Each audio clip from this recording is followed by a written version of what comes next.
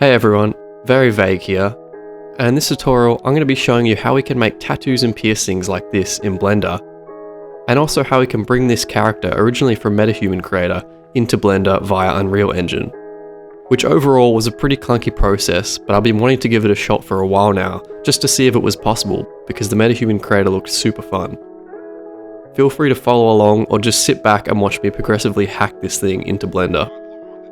So the first thing you need to do in order to access this software is to sign up for their early access program, which is pretty easy. You just need to go to this page here, which I'll link in the description. And then at the bottom there should be an option to request access. And then once you're approved, which took a few days for myself, it will then update with a link to the creator window. So the platform itself is purely web-based, which I really like, as this means it doesn't require you to download 10 to 20 gigabytes of asset files to your hard drive like Daz 3D or other human creators. Although it definitely doesn't have the same extensive library of clothing and hairstyles as those other softwares at the moment, but I'm sure that will change in the coming years. And then we can just go ahead and choose from one of these great presets Unreal's given us. So I chose this one down the bottom here, Zen, because no one wants to be picked last. And it really is amazing that this is all run through a web browser. And aside from looking kind of stoned, I would say she's pretty convincingly human. So going over some of the basic UI, we have this top toolbar here which controls most of the view settings. So we can do things like turn off the hair, toggle clay mode, and also change our environment settings and camera view. For the render quality option, I didn't really find this made much of a difference, to be honest. It says the high and epic modes are ray traced, but I found the medium option looked the most accurate for me.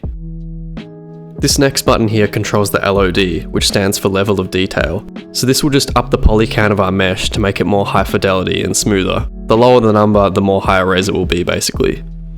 Now unfortunately God hasn't made this feature IRL yet, so some of us will sadly be stuck looking like an LOD 6 to 7 for the rest of our lives. Then on the bottom toolbar we have all our face editing tools. So sculpt mode allows us to just push and pull on these points here, allowing for more detailed changes of particular features. Then we have move mode, which is a sort of more simplified method that just allows us to adjust the position of key features like the eyes, lips and ears by dragging them out and rotating them. So we can control whether we really want these bad boys to pop or not. And now we've got a sort of Steve Buscemi pre-plastic surgery Kylie Jenner hybrid, I guess. So now that I've clearly demonstrated exactly what that does, I'm not really feeling this, so I'm actually just going to go ahead and undo all these changes I just made by pressing Ctrl Z. Then the last mode is blend mode, which is probably the simplest method as it allows us to basically just cross-pollinate between 3 avatars. So if I just chuck on 3 of these preset avatars, I can now come over here to my control points on the face, and then simply drag it to whichever circle I want it to look like. And now that I'm happy with our face shape, we can move on to the side toolbar, which has most of the fun stuff. So here we can start to play around with more detailed attributes like skin, makeup and teeth to really give our avatar some character. And yeah, it's all pretty self-explanatory really, just play around with the sliders till you're happy with it. If you've ever played Sims before, you'll know what's up. Yes! So moving on to hair, one thing to note is that all the hairstyles with the warning sign here, I found don't really import well into Blender as they use grooms which are native to Unreal Engine only. So if you're only planning on using it in Unreal, that's fine, don't worry about it, but if you plan to bring it into Blender like I am, I'd suggest sticking to the basic ones. And now finally moving on to the body, you'll see we can select from a few different body types here in the type section. But overall I think this is one of the main areas that needs improvement in Metahuman, as it's really very limited for the time being in terms of body customization. For the clothes it's a similar deal. At this stage we only have a few to choose from, so I'm just going to switch all of these off because it'll be easier to add body tattoos to later. Plus the clothes look like they're straight out of Target, so I'm just not really vibing with them anyway.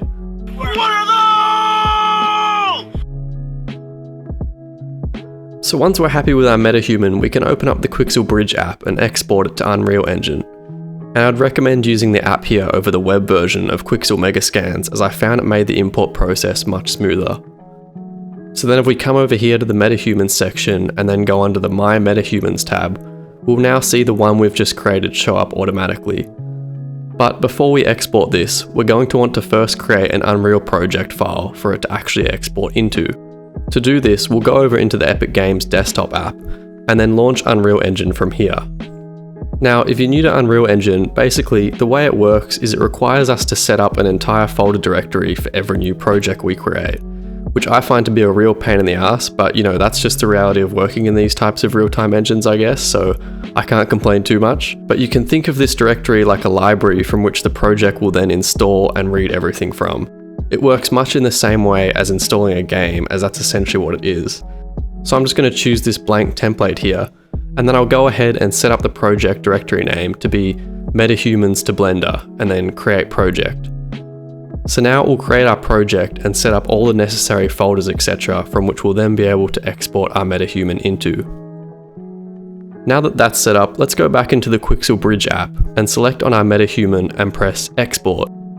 So by default, it should have the correct plugin location already entered, in which should just be the default install folder for Unreal Engine. And then what we'll want to enter in is the project to export it to. So to do this, we simply click on this folder icon here, and then select our project folder we just created, which in my case is the Metahumans to Blender one. I then left all the textures and model settings as default before hitting the export button. And now we can see our project is exporting. And just to note, you'll have to have your project open in Unreal whilst you're exporting for the process to work properly. So now if we cross back over into our Unreal project, we'll see now we're getting this Metahumans folder showing up in our content browser. So all we have to do here is scroll through to the folder labeled Zen, or whatever name your Metahuman is, and then open up the asset file for it, which in Unreal are referred to as blueprints. If we then come across to our viewport tab in the blueprint editor, we should now see our Metahuman displaying correctly. Now we can begin the export process to Blender, and this is really where the hack job begins, as unfortunately it's not as simple as just exporting the whole character in one go. What we'll have to do is locate our meshes and textures individually, and then export them one by one. So the easiest method to do this is to select on the component we want to export, which in this case is the head, and then come across here into our properties and click the magnifying glass icon under the mesh tab. And now you'll see the content browser updates to the folder containing all attributes and textures related to the component we just searched for. So from here, all we need to do is right click on the assets we want to export, and then come up here under Asset Actions and select Export. So now we can just save this FBX out, and I definitely recommend creating a new folder here, as it'll make it much easier to have all our assets in one place when we start importing them into Blender. So now we can open up Blender and create a new project. Let's then import our FBX we just exported. And you'll notice it imports with all the facial rig armatures integrated with it. And for myself, I don't need any of them, as I'm just planning on doing a still render, so I'll just go ahead and delete all of them. Now next, you'll see that it's imported a whole range of face meshes. And what these are is just the various LOD or level of detail meshes that were in the creator. So I only want the LOD 0 mesh, as that's the highest resolution one, so I'm just going to drop down this armature object and then delete the other 6 I don't need. And now once we've done that, we'll see we have a nice clean single mesh. But what we won't have, as you'll see if we go into the material preview mode, is a texture for it. So we can get one by coming back into Unreal and selecting from one of these unrolled face textures in the content browser. I found the first one named Face Base Color works best, so just select this one and then follow the same process as before by right clicking on the asset and then under Asset Actions click Export, and we can save it as a TGA image in our folder we set up before. Let's now come back into Blender and open a new window for our shader editor and then create a new material for our face mesh. I'm then going to press Shift A and add in an image texture for the image we just output from Unreal. We can then plug this into the base color node of our principled BSDF shader, and now we'll see it showing up in our viewport. So it looks like it's mapped correctly for the most part, apart from the eyes and eyelashes, which makes it reasonably terrifying.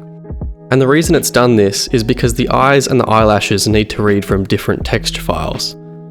So the first step we'll need to take to fix this is to go back into Unreal, and if we then click on the magnifying glass of the eye asset, this should then show up in our content browser.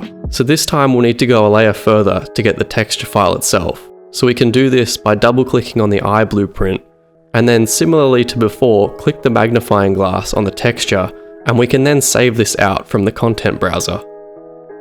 Another technique we can also use to find some of these textures is by just searching up directly within the content browser itself. So if I just go back to the top level of our folder here and search eyes, you'll now see everything in our project that has that in the file name. So here's my eyelashes alpha texture there, so I'm just going to go ahead and export this too. If we now come back into Blender, we can then begin the second part of this process by assigning the different parts of our mesh, like the eyes and eyelashes, a new material. So firstly, I selected each part of my mesh using the shortcut Ctrl-L, which will select all linked faces of a mesh part. So in this case, the eyelids, and then came down here to my materials tab and created a new corresponding material of it before then assigning it to the selection. I then repeated this process for the eyelashes and the eyeballs before switching into rendered mode and correcting the materials. So using the same process as before, I'm just adding in an image texture here for the eyes, and then assigning it the iris texture we exported from Unreal. Then for the eyelashes, because the image we exported is meant to be used as an alpha map and not an image map, I'm going to plug the texture into the alpha node instead of the color node of the principled BSDF shader. Now we can see, instead of showing the ugly white mesh cards it was showing before, we've now got a nice silhouette of just our eyelashes. And then to increase the thickness of them, I'm just going to add in a curves node and pull the brightness up a bit. For these eyelid parts, you won't need any textures assigned, but we will want to make sure it's transparent, as I think they're meant to act as the cornea. So to do this, we'll just pull the transmission slider all the way up to 1, and then set the roughness to 0 and the specular to 1. And now we'll get this nice glossy outer surface to the eye. So now that we've got all the correct materials assigned to our base mesh, we'll want to add in a few missing details to our skin texture, like the eye makeup and eyebrows. So to do this, we'll go back into Unreal Engine, and under the eye search results we searched for previously, I'm just going to first export out the one for the eye makeup named T Eye Makeup 6, and then the one for the eyebrows named Eyebrows Natural Baked. Then what I'm going to do is open up Photoshop so I can compile these together with our existing base face color texture. So I'll just drag these in and then make mask selections for both using the color range tool. Once we've got these mask selection layers, we can then customize the colors to our liking and then export the image back out as a PNG ready for Blender. Then we can simply update the image texture currently assigned to our face material with the new one, and now we should see it rendering nicely. So now that we've got our head pretty much finished, we're going to want to add in the remaining components, which are the body and her hairdo. So let's hop back into Unreal, and then this time with the body of our metahuman selected, press the magnifying glass icon, which should then make the mesh object show up in the content browser for us to export. I'm then going to locate the texture for it by searching up body in the content browser, and now we'll see this one show up named body base color, and then I'll go ahead and export that too. With the body assets then exported, we can now repeat the same import process we used before for the face mesh, deleting the armature and LOD meshes before assigning a new material with the image texture we just exported from Unreal.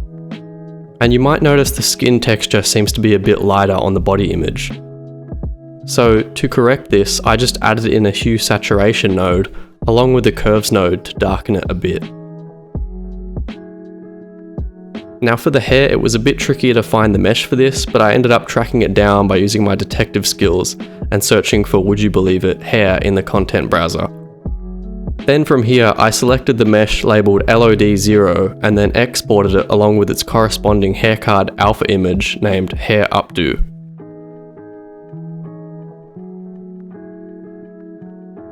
I then imported these into Blender and set up a material much like the eyelashes one we made earlier by simply plugging in the hair mask image into the alpha node,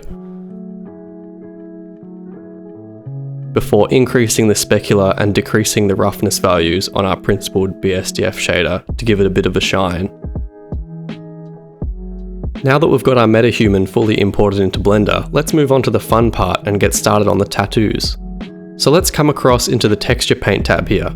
And now, what texture paint allows us to do is to draw all over our model in 3D while at the same time updating our 2D UV map here on the left, as you can see.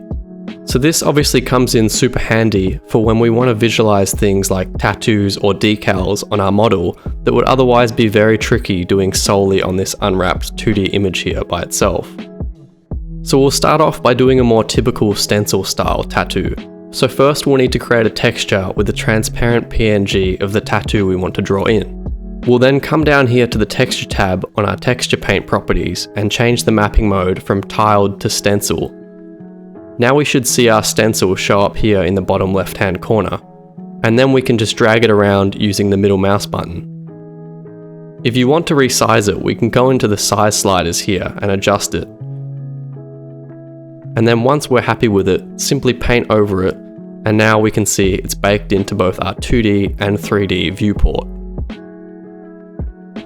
But there is one last step to get it to show up in our render, which is that we'll need to save out a new image from our texture paint window. And you could just save over the existing image here, but I'd recommend saving out a copy just in case you want to make changes to it later on. Then we'll just update the image texture on our face material, and now it should show up correctly. And then I'm just going to undo that because now I actually want to show you another method if you were looking to create a more complex tattoo. So maybe something more organic that wraps around the body, or is too hard to draw in with just a stencil alone. So I'll come back into the texture paint tab here, and then what I'm going to do is just draw in some reference lines for the basic shape and flow of the tattoo I'm looking to design. And I have symmetry enabled here if you wanted to do something that mirrors on both sides too. Then once I'm happy with the overall look of the tattoo and how it sits in 3D on our person, I'm going to save out the 2D image so that I can further refine it in Photoshop. So then I just overlaid this reference image in our existing Photoshop file and began to detail it. So my process for creating here is pretty simple. I'm mostly just using the curvature pen tool to create these blobby organic shapes that I'm then cutting into using the polygonal lasso tool. I then just copy these around a bit and combine them with a few other stencil designs I found online. So feel free to get creative here and really experiment with your own style. Once we're happy with our tat, we can go over and start adding a few effects within Photoshop to make it look more realistic. So first off, I'm going to add in some levels adjustment layers and then save out a copy of a high contrast black and white Photoshop file of just our skin. Then with that done, I'm going to turn back on our tattoo layer and then come up here under our filter effects and in the distort tab select displace. I'll then set my scale to 4 on both of these and set the input file as the black and white Photoshop file we just created. And now you'll see we get this kind of hand-drawn jittered effect which makes it look less computer generated and more akin to how a traditional tattoo would look in real life. So feel free to play with the strength of this effect to get it to your liking, but for me I was happy with this result. Next I then duplicated this layer and mirrored it to line up with our reference image, before selecting them both and applying a dark blue fill so that it would look more similar to how tattoo ink typically looks on skin. Then for the last touch, we can blend our tattoo with the skin layer underneath by double clicking on the right hand side of our layer to open up the layer style window. We can then adjust this bottom slider using Alt left click to control how much it blends with the layer underneath. And then once we're happy with it, we can save it out as a new PNG ready for Blender. And then if we now update our face material in Blender with our new image, we'll be able to see our freshly inked tat rendering in the viewport. So the next thing I actually ended up doing was going back and finessing the skin shader a bit, because it was looking pretty basic in cycles. So I came back into Unreal and opened up the face shader, and then exported all the main maps associated with it, so the normal map, roughness map, and specular map. Then I just plugged these into their corresponding nodes on the principled BSDF, and it gave me a much more realistic looking result. And then just to add the finishing touch to it, I gave it a bit of subsurface scattering. And you can really see the difference it makes here once I add in this area light and start playing with the values from it in front of the light. so I ended up leaving this at about 0.01 in the subsurface scattering value.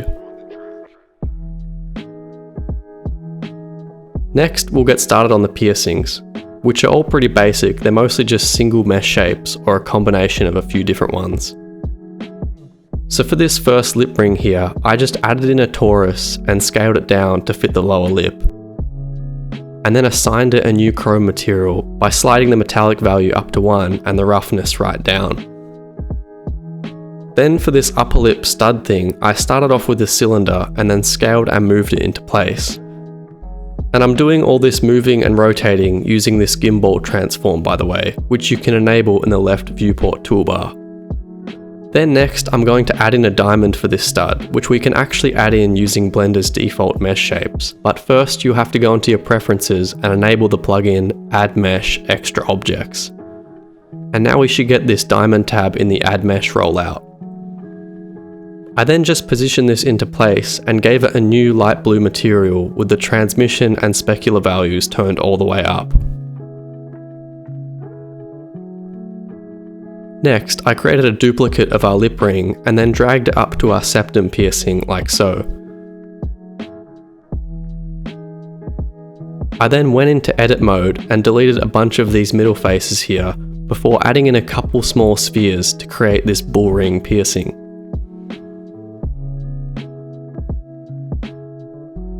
I then proceeded to just copy these 3 piercings around her face, scaling and repositioning them as I went.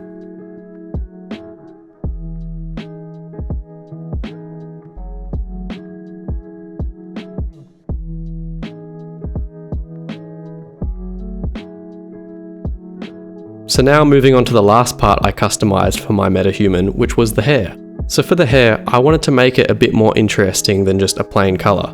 So I decided to add in a color ramp, which will allow us to get a multicolored dip dye effect. We'll go ahead and plug that into our base color node before then adding in a mapping node and a texture coordinate node in order to tell it where we want the gradient to display.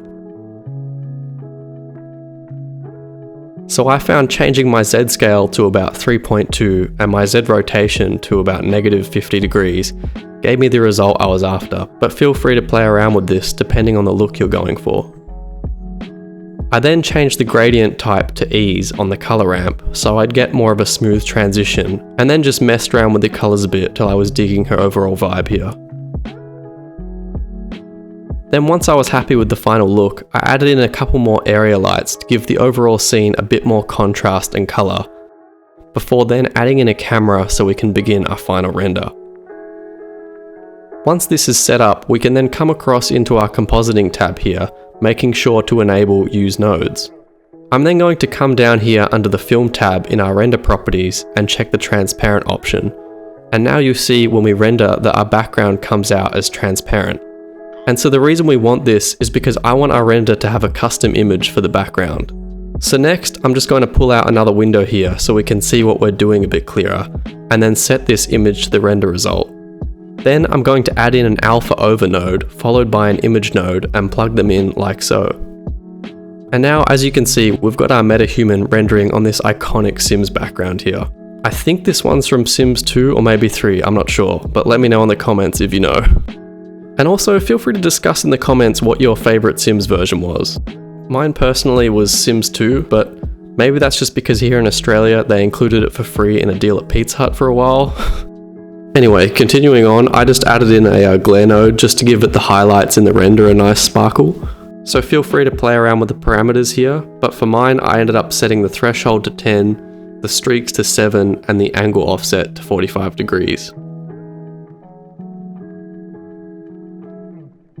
And then there we have it guys, here's our finished metahuman looking substantially more cool now that she's been rendered in Blender.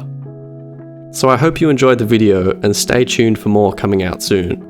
Sorry I haven't made many videos recently, but I've been super busy with work, and I've also actually been working on a full short course for my Marvelous Designer to Blender workflow. So this will provide a pretty comprehensive guide to every step of my process, so look out for that in the next month or two.